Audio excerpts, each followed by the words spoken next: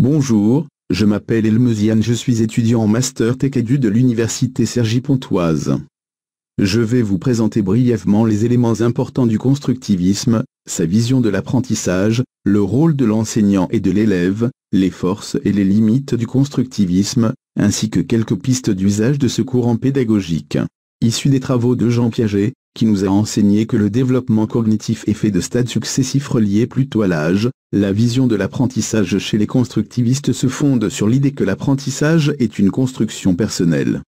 Autrement dit, il faut mettre l'élève dans une situation réelle dans laquelle il va vivre un événement, manipuler l'information, manipuler la connaissance et se faire sa propre construction. Dans ce cas, l'élève va beaucoup apprendre dans l'action. La provocation de conflits cognitifs chez l'élève, c'est-à-dire une contradiction ou une incompatibilité entre ses idées, ses représentations et ses actions, joue un rôle important dans la construction du savoir. En effet, ce conflit devient la source d'une tension qui peut jouer un rôle moteur dans l'élaboration de nouvelles structures cognitives.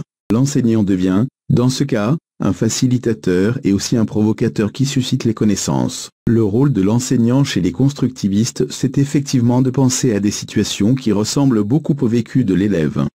Les élèves dans ce cas-ci, même s'ils n'avaient pas de connaissances antérieures par rapport à un sujet, par rapport à une notion, par rapport à un concept, grâce à ces manipulations-là, ça va les aider à faire émerger une construction temporaire sur laquelle l'enseignant va pouvoir intervenir par la suite et fignoler cette construction.